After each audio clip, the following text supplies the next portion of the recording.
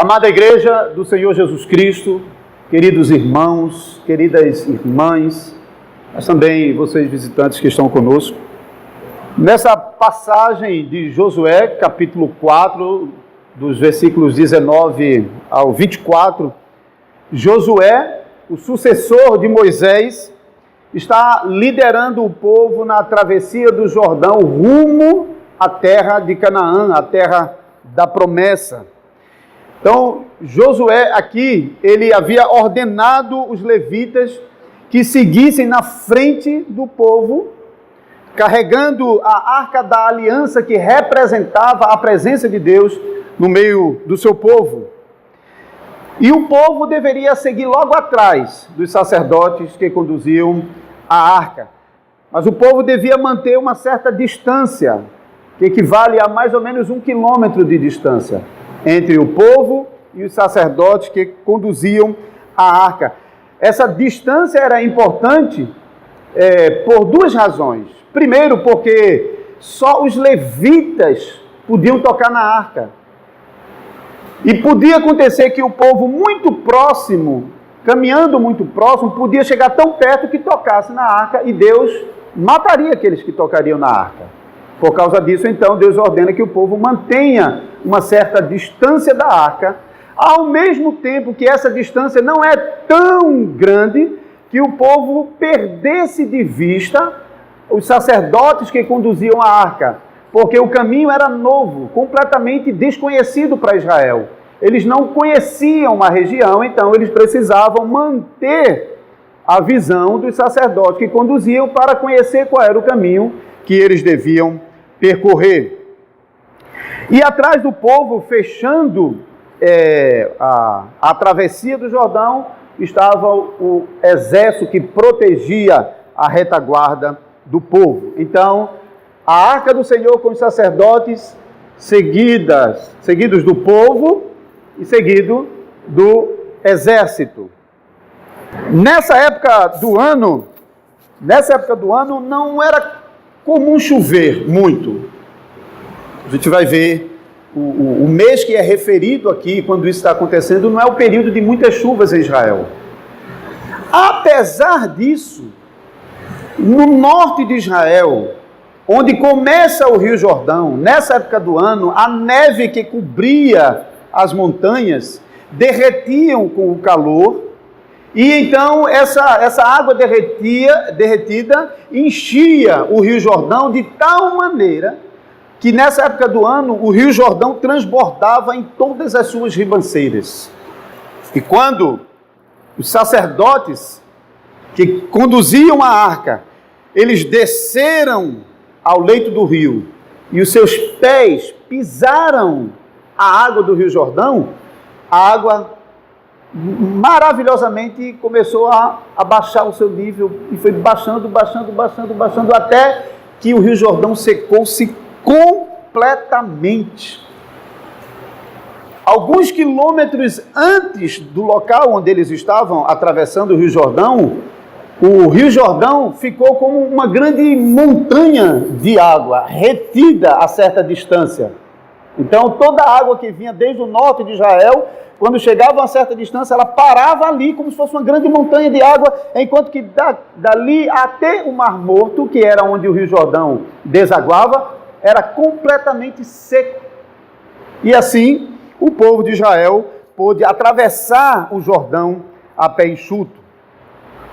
Enquanto o povo atravessava o Rio Jordão a pé enxuto, os sacerdotes que conduziam a arca permaneceram parados dentro do Rio Jordão seco, e Josué, ao lado deles, também permaneceu parado.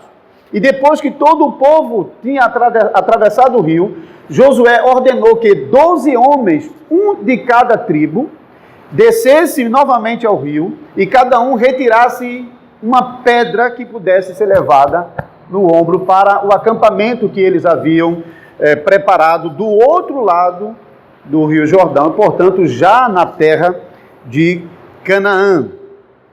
Depois que esses homens haviam tirado as pedras do rio e colocado lá do outro lado, os sacerdotes que conduziam a arca eles começaram a sair do rio seco, e quando a planta dos seus pés pisaram fora do rio, as águas que estavam retidas a certa distância desabaram e começaram de novo a correr o Rio Jordão até o Mar Morto e transbordando em todas as suas ribanceiras, como havia acontecido anteriormente. E as 12 pedras que Josué ordenou que os homens tirassem do leito do rio e levassem para o acampamento, Josué montou um memorial desse ato poderoso de Deus, secando o Rio Jordão, para que o povo de Israel passasse e possuísse a terra da promessa. Então isso é o resumo até o texto onde nós lemos, que Josué agora está do outro lado do rio e tem um memorial desse ato poderoso de Deus, conforme os versos 19 e 24 que nós lemos. Então, de um lado, lendo essa passagem bíblica, nós somos ensinados que Josué conduziu o povo da aliança pelo Rio Jordão para dentro da terra prometida. Mas essa passagem nos diz mais do que isso. Essa passagem nos aponta para o Salvador Jesus. Essa passagem nos ensina que o nosso Salvador também passou o Rio Jordão por nós, mas para nos conduzir a Canaã celestial.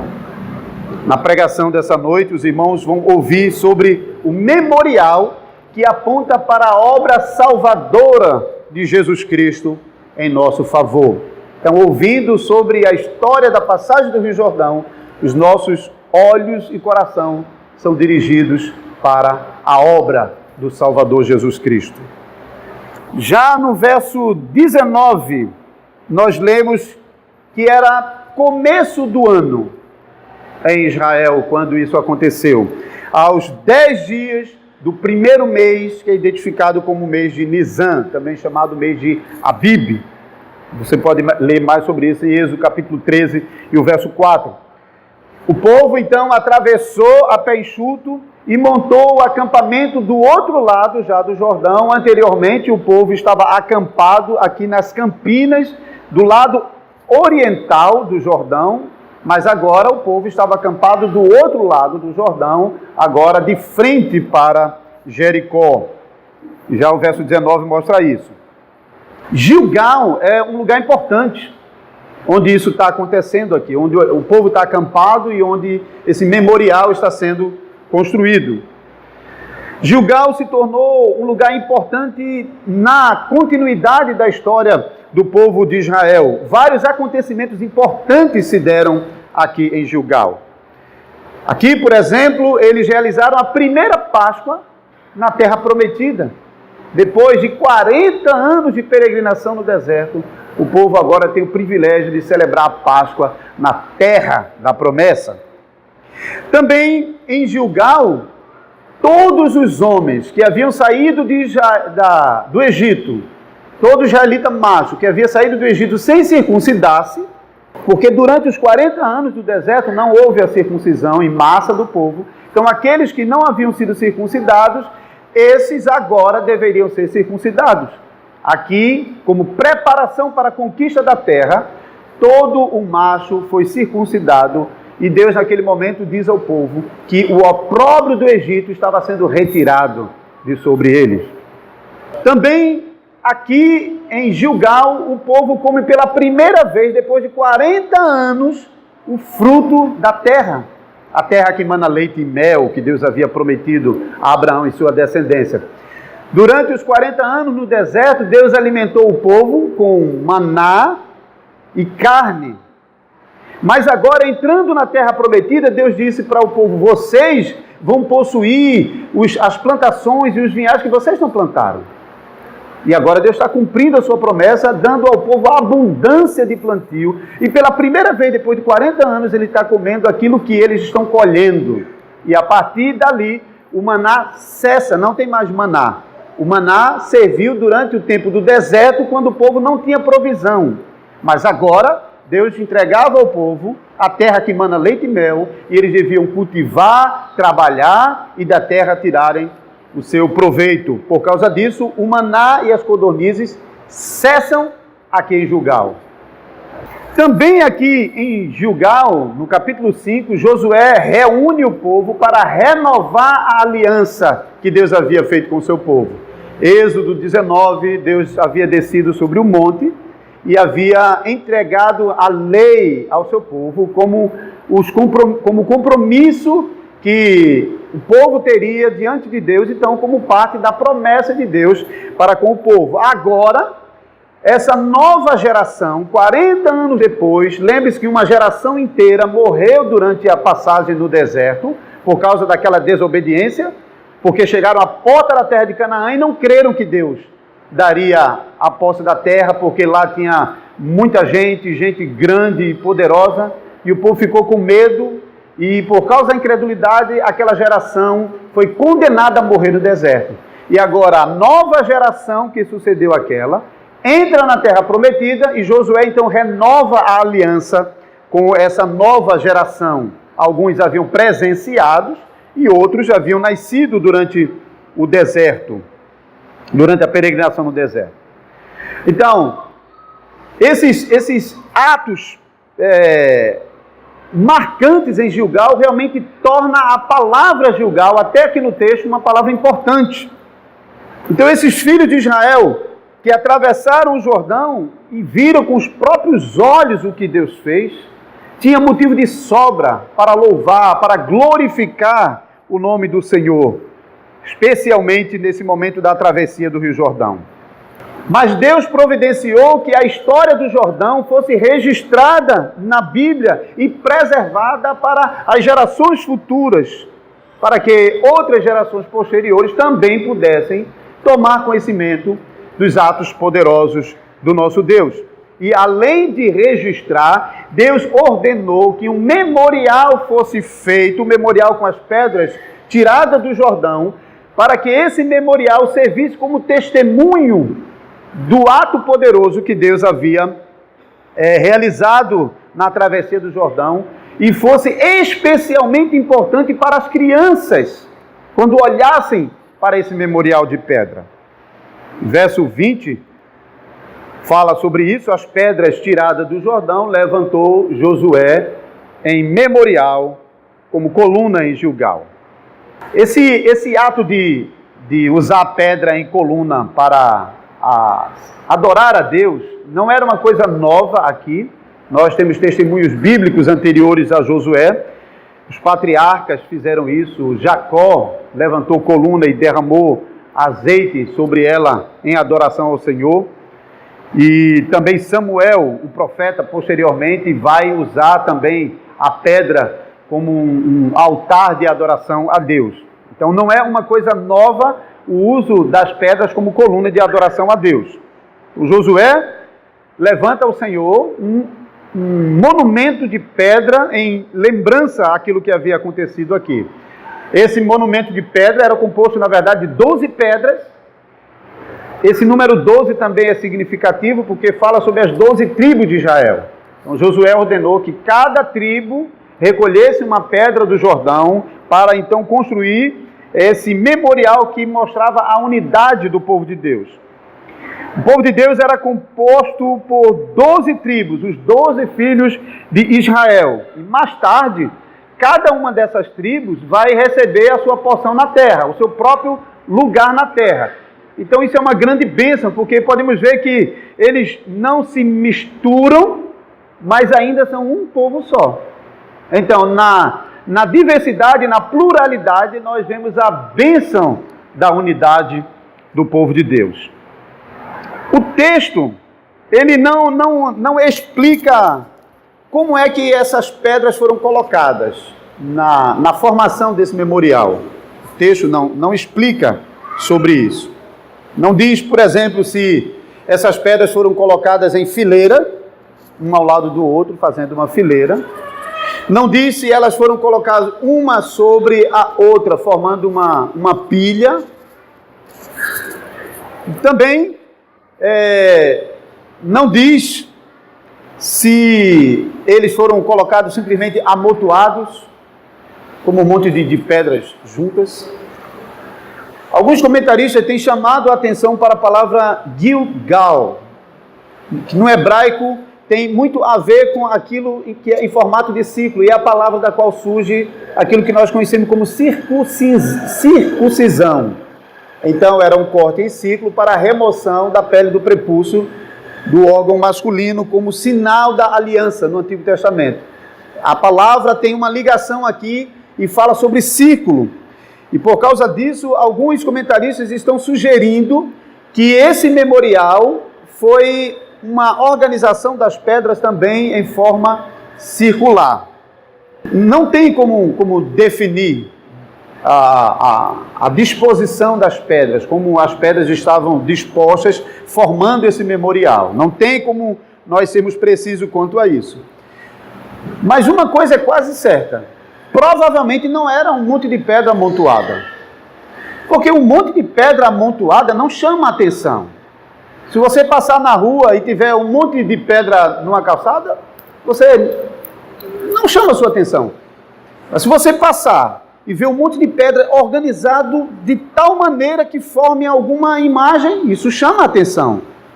E nós vimos que esse é o propósito desse memorial. O verso 21 fala: quando no futuro os vossos filhos perguntarem a seus pais, o que significam essas pedras? Ou seja, a organização dessas pedras era de tal maneira que chamava a atenção das crianças que viam essas pedras. Então esse memorial de pedras manteve a história da passagem pelo Rio Jordão na mente dos israelitas e de geração após geração. Os pais ensinando seus filhos, provocados pela imagem daquele monumento, nos versos 22 e 23, farei saber a vossos filhos, dizendo: Israel passou a seco esse Jordão, porque o Senhor vosso Deus fez secar as águas do Jordão diante de vós, até que passasseis, como o Senhor vosso Deus fez ao Mar Vermelho, ao qual secou perante nós, até que passamos. Então, quando no futuro os filhos, os netos, os bisnetos, quando eles perguntassem aos seus pais: pai, o que significam essas pedras? Então os pais iam ensiná-los dizendo: Deus fez esse Rio Jordão secar e fez o povo atravessar o Rio Jordão para receber por herança a terra prometida. Então Deus queria que essa passagem do Rio Jordão continuasse sendo ensinada geração após geração, e por causa disso não apenas foi redigido o texto, mas também um monumento de pedra foi edificado. Agora, devemos pensar um pouco mais nesse ponto. Será que é somente para lembrar o que aconteceu? Vamos nos lembrar do que Deus fez no passado. É mais do que isso. Deus quer muito mais do que simplesmente a sua história seja conhecida. Esse texto apresenta pelo menos 2 propósitos para recordar a passagem do Rio Jordão. Em primeiro lugar, o Senhor queria que esse acontecimento ele se tornasse conhecido de todas as pessoas da terra. Vemos isso no verso 24. A palavra de Deus diz que os povos de Canaã, os povos da terra que Israel ia possuir, esses povos tinham que tomar conhecimento daquilo que Deus estava fazendo ali, naquele lugar. O Senhor queria que os cananeus tomassem conhecimento de que a mão poderosa de Deus havia feito o Rio Jordão secar. E os primeiros habitantes de Canaã que tomaram conhecimento desse episódio maravilhoso da travessia do Jordão foram os habitantes de Jericó. A cidade de Jericó era construída bem próxima a Gilgal, estava a 10 quilômetros da margem do Jordão, então menos do que 10 quilômetros de Gilgal, onde o povo estava acampado. Os habitantes de Jericó já estavam desmaiando de medo do povo de Israel quando isso acontece. Porque era do conhecimento do povo aquilo que Deus já havia feito antes. Que Deus já havia feito o Mar Vermelho abrir E lembre-se, o povo atravessou a pé enxuto o Mar Vermelho, enquanto os paredões de água estavam nas laterais. O povo também havia tomado conhecimento de que desde que Israel saiu do Egito, até aquele momento em que ele estava acampado às margens do Jordão, Israel tinha destruído todos os reis que tinham vindo ao encontro dele. Então, para os habitantes de Jericó, esse povo era um povo ameaçador, e o Deus desse povo já havia se mostrado um Deus extremamente poderoso. Ninguém ficava na frente dele e do seu povo. E agora os habitantes de Jericó estavam vendo esse mesmo Deus abrindo o Rio Jordão na frente dos olhos deles. Agora eles não estão mais ouvindo a fama desse Deus, mas os seus próprios olhos estão vendo o que Deus está fazendo. Que provavelmente deu para eles verem. Porque a distância de 10 quilômetros, se você observar a geografia de Jericó em relação ao Jordão, é assim. E as muralhas de Jericó eram muito altas e grandes.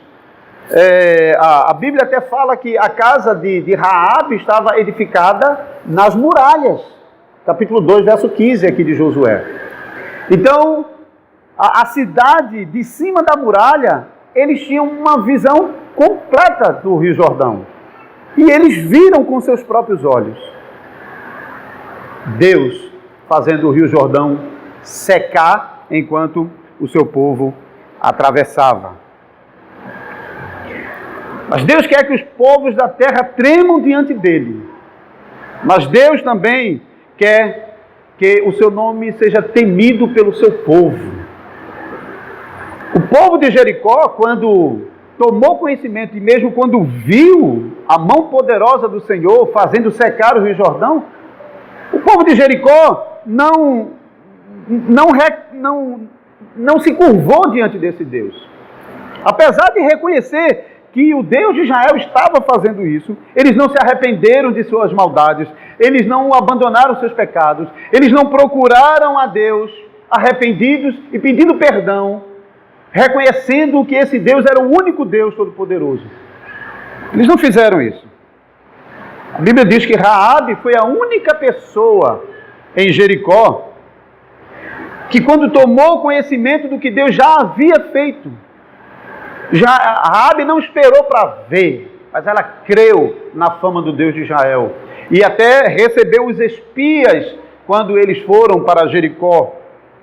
Ela não ficou desmaiando como o restante do povo. Você pode ver os versos 9 a 11 do capítulo 2, que o povo da cidade estava desmaiando de medo de Deus. Mas Raabe não ficou desmaiando de medo em sua incredulidade, mas ela temeu esse Deus e escolheu esse Deus para ser o seu Deus e escolheu esse povo para ser o seu povo. Assim como Ruth, a Moabita, também escolheu a nação de Israel para ser o seu povo e o Deus de Israel para ser o seu Deus. O verso 24, então, fala sobre todos os povos da terra. Mas isso vai além de Canaã. As pedras tiradas do Jordão não são um testemunho do poder de Deus apenas para os descendentes dos israelitas, nem apenas para as nações de Canaã, mas para os habitantes de toda a terra. Esse memorial serve de testemunho para o mundo todo, a fim de que todas as nações conheçam o que o braço forte do nosso Deus pode fazer. Vários salmos celebram os atos poderosos do nosso Deus.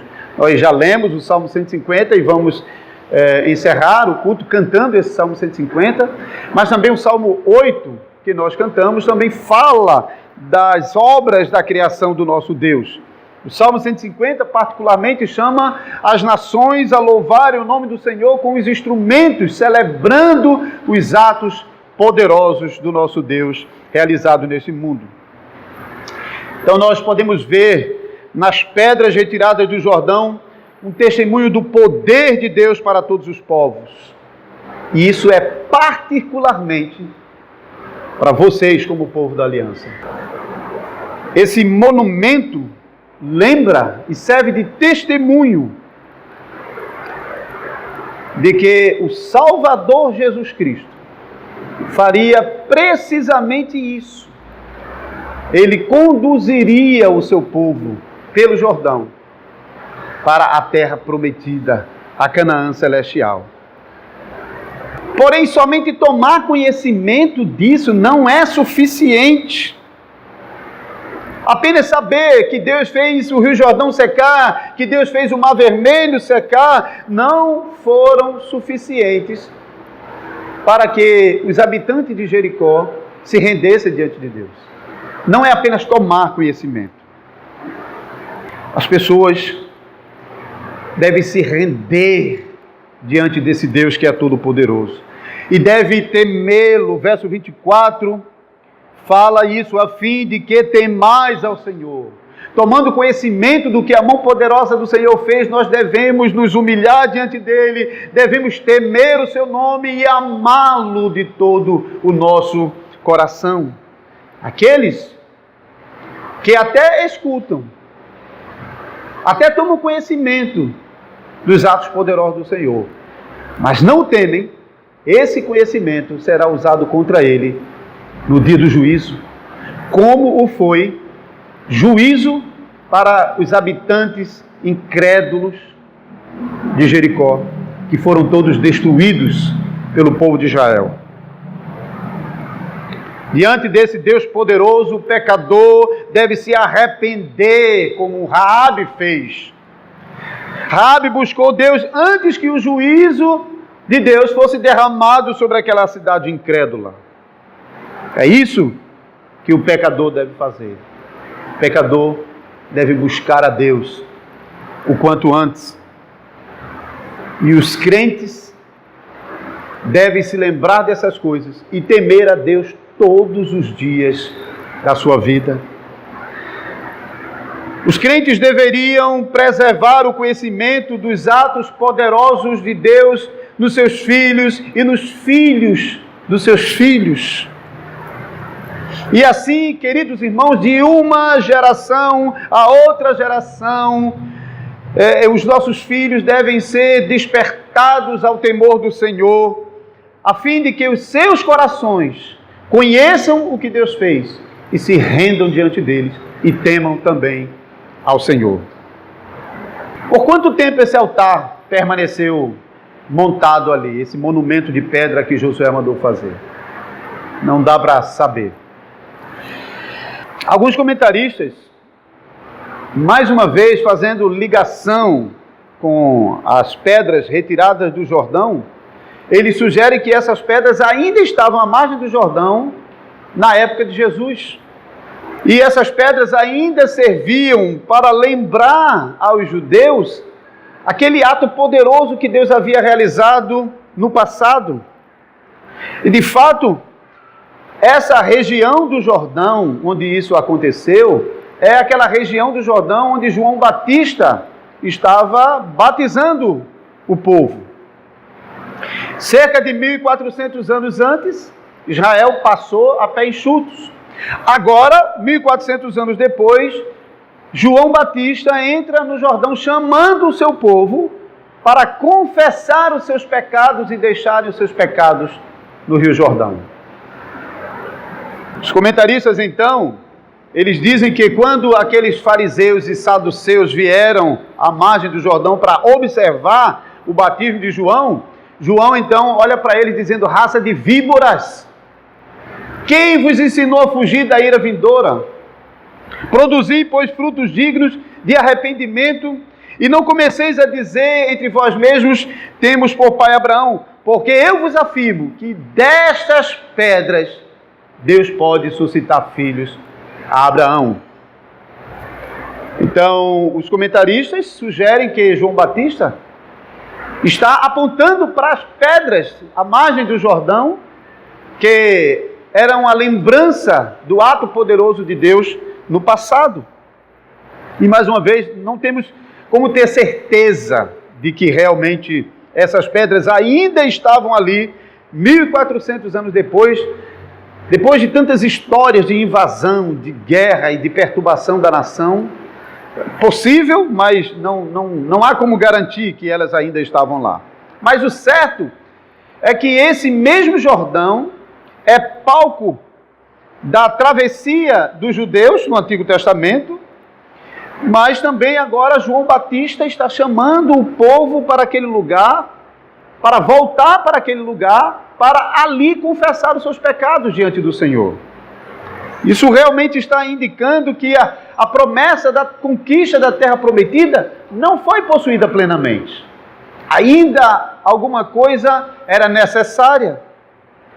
E é importante também, meus amados irmãos, notar que nesse mesmo lugar, o nosso Salvador Jesus Cristo começou o seu ministério. No Rio Jordão, sendo batizado por João Batista, e quando Jesus estava sendo batizado no Rio Jordão, o céu se abriu e ouviu-se uma voz do céu dizendo: este é o meu Filho amado, em quem tenho prazer. Josué, no passado, havia conduzido o povo de Israel na travessia do Jordão para a conquista da terra de Canaã. Mas agora, outro Josué, Jesus, mais uma vez entra no Rio Jordão, mas não para levar o seu povo de novo para Canaã terrena, mas agora para preparar o caminho para Canaã celestial. No Jordão, o nosso Salvador começou a cumprir toda a justiça em nosso favor. Ele disse para João Batista: deixa por agora, convém cumprir toda a justiça. No Rio Jordão, Jesus foi anunciado como nosso Cristo, como Messias prometido, como Salvador do seu povo. Jesus e Josué têm o mesmo significado. Quando nós vamos para o Antigo Testamento, no idioma hebraico, então você vai encontrar o nome Josué, Yeshua, Yehoshua. No Novo Testamento, escrito em outra língua, o grego, então você tem Jesus, que é o equivalente a Josué do Antigo Testamento. Então é a mesma palavra, só que em idiomas diferentes, como em português nós pronunciamos Josué, quanto que um judeu pronunciaria Yeshua, ou Yahushua. Então Jesus e Josué têm o mesmo nome, o mesmo significado. Josué significa Yahvé é salvação. No Novo Testamento, o anjo, em Mateus 1,21, disse para Maria: o seu nome será chamado Jesus, porque ele salvará o seu povo dos pecados dele. O nome Jesus, então, significa que o Senhor é Salvador. Mas Jesus é o próprio Yahvé, ele é o próprio Deus. O Deus que no passado controlou as águas do Jordão para que o seu povo atravessasse a pé enxuto, introduzindo o povo na terra de Canaã. Mas quem acreditou que Jesus era Deus? Quem, olhando para aquele homem, na figura simples de um homem, sem formosura, sem parecer, um homem simples do povo, que de vez em quando conseguia escapar do meio da multidão, porque não havia nele nada que se destacasse. Quem poderia olhar para esse homem simples e enxergar Deus? Muitos da nação de Israel não creram nele e não temeram a Deus. Não conseguiram enxergar em Jesus o Deus eterno. A maioria dos líderes de Israel não acreditou e até o perseguiu e o matou por causa disso. Mas muitos outros creram. Muitos outros compreenderam, olharam para Jesus e conseguiram ver além daquele simples homem a plenitude de Deus habitando corporalmente nele. O apóstolo Pedro foi um desses que viu e maravilhado, ele disse: tu és o Cristo, o Filho do Deus vivo. Em outro momento, Jesus estava com seus discípulos no barco e levantou-se aquela tempestade que estava a ponto de virar o barco. E aquele homem, Jesus, disse para o mar: aquieta-te. E o mar se acalmou. E os discípulos que estavam com ele se admiraram, dizendo: quem é esse que até o vento e o mar lhe obedecem? O apóstolo Paulo também ficou espantado com a revelação de que Deus estava habitando corporalmente em Jesus. E ele deu a seguinte declaração em 1 Timóteo capítulo 3, verso 16: evidentemente grande é o mistério da piedade. Aquele que foi manifestado na carne, foi justificado em espírito, contemplado dos anjos, pregado entre os gentios, crido no mundo, recebido na glória. Amados irmãos, vocês não podem ver aquelas pedras à margem do Rio Jordão. Mas apesar disso, vocês hoje sabem muito mais do que os nossos irmãos do passado que viram com seus próprios olhos, não apenas as pedras à margem do Rio Jordão, mas o grande ato poderoso de Deus fazendo o Rio Jordão secar para o povo atravessar. Vocês sabem hoje que aquele grande evento do passado apontava para a realidade do Salvador Jesus. E vocês aprendem então o que Jesus fez para o bem da sua igreja. O Senhor Jesus, Ele padeceu, morreu, Ele ressuscitou dos mortos ao terceiro dia para o perdão morreu para o perdão dos nossos pecados e ressuscitou para a nossa justificação.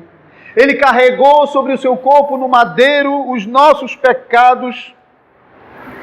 E agora, Ele nos dá um novo memorial, por meio do qual nós somos lembrados dos atos poderosos de Jesus Cristo na salvação do seu povo. Ele nos dá o batismo e Ele nos dá a Santa Ceia. Quando nós estamos administrando o Santo Batismo, quando nós estamos administrando a Santa Ceia, nós somos lembrados que o Salvador Jesus morreu pelos nossos pecados, ressuscitou para a nossa justiça e que por meio da sua obra salvadora, Ele nos promete o caminho para Canaã celestial.